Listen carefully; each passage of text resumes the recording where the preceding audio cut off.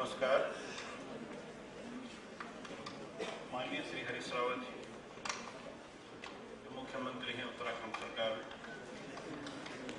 और फॉर्चुनेटली हमारे काउंसिल के चेयरमैन भी माननीय श्री सचिन सेवानी जी, जो पूर्व केंद्रीय मंत्री रहे हैं भारत सरकार में।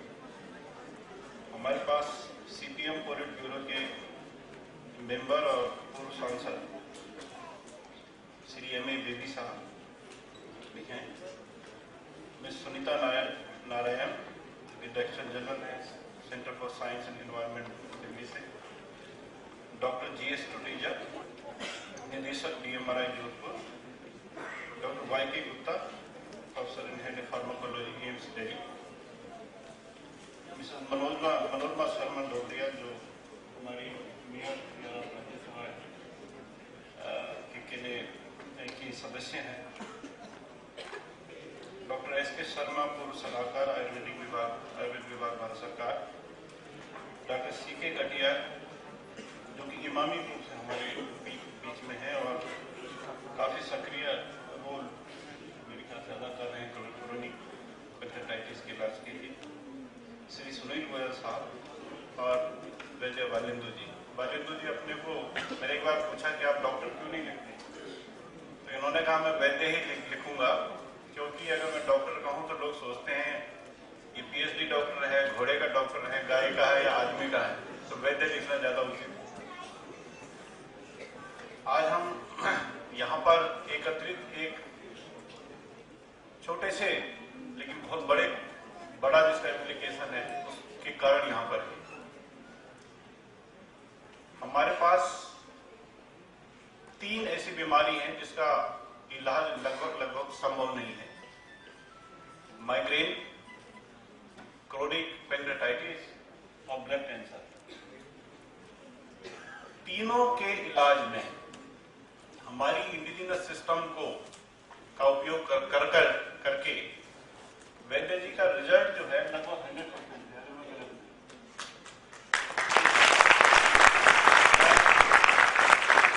मई के महीने में, उस समय में भारत सरकार में था, हैदराबाद में मैंने एक वर्कशॉप की थी और मुझको आज भी याद है कि एक वहां पे सेंट्रल CSIR इंस्टीट्यूट है IISc, उसका एक साइंटिस्ट था, वो वैद्य जी का नाम अखबार में पढ़ के सीधे मिलने आया, तो उसने मुझे बताया कि वो ICU में था, वो ब्लड कैंसर का एक मरीज था। डॉक्टरों ने उसको कह दिया था घर जाओ, आपको 5-7 दिन के बाद आपकी जीवन समाप्त हो जाएगा। और उसकी वाइफ ने, उसकी एक बच्ची थी, ये सोच लिया था कि इसके मरने के बाद हम दोनों पुल से कूद के आत्महत्या कर लेंगे,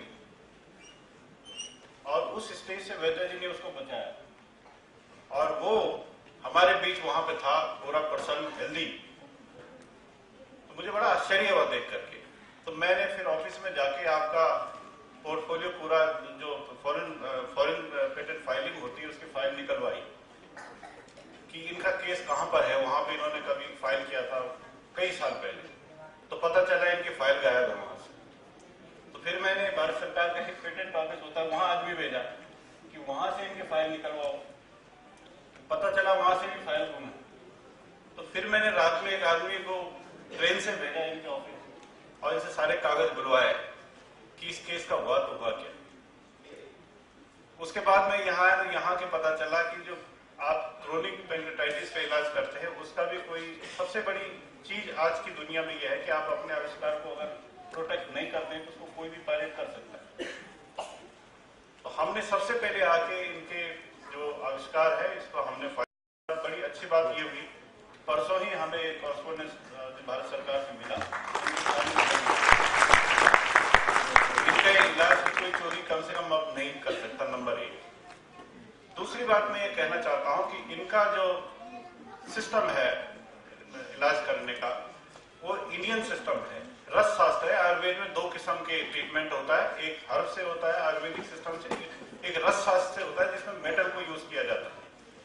और खास करके अगर आप वेबसाइट में जाएं तो US FDA हमारी सारी और यूरोपियन मार्केट हमारी सारी ड्रग्स को इसलिए बैन करता है कि हाई कंसंट्रेशन ऑफ मेटल्स उसमें वो लोग बताते हैं। जो तीसरी बात मैं कहना चाहता हूं ये है कि हम ये क्यों नहीं कोशिश करते कि हम जो मेटल्स जो रसशास्त्र से आप ट्रीट करते हैं तो उसको क्यों नहीं हम उसकी क्लिनिकल ट्रायल करते हैं। मैं कल भी एक कार्यशाला में था, उसमें काफी विद्वान जन इसी इश्यू को लेकर बैठे हुए थे।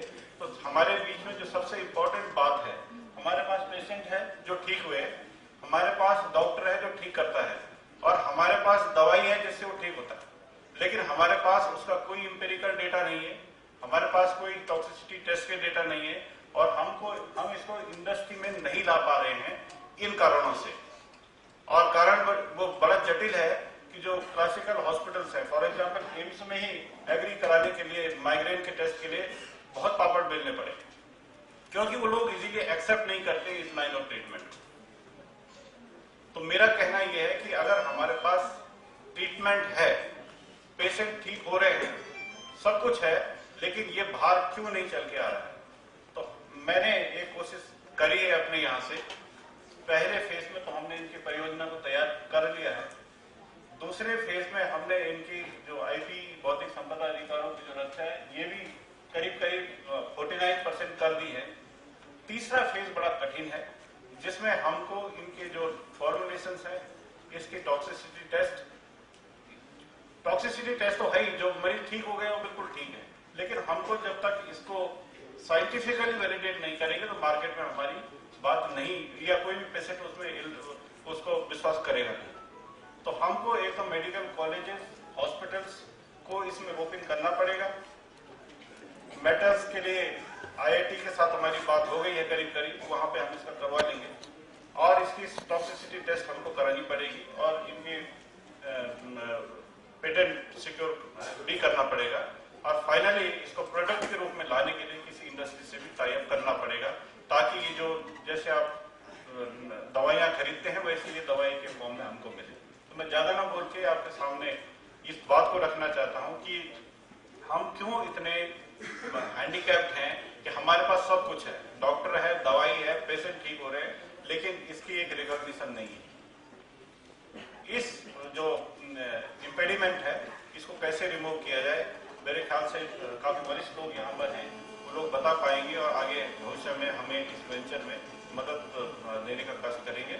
और न केवल यही बल्कि जो 2 बीमारियां मैंने और बताई हैं जिनके पास अचूक इलाज है, इसका भी हमें माइग्रेन का तो एम्स ने कुछ डेटा दिया है हम लोगों को, जिससे उन्होंने ये बताया है कि ये इनका जो लाइन ऑफ ट्रीटमेंट है इससे मरीज को फायदा हो रहा है, और उन्होंने मेरे ख्याल से करीब ग्रीन सिग्नल दे दिया है। लेकिन ये पैंक्रेटाइटिस और ये जो ब्लड कैंसर वाला इशू है दैट स्टिल रिमेन्स।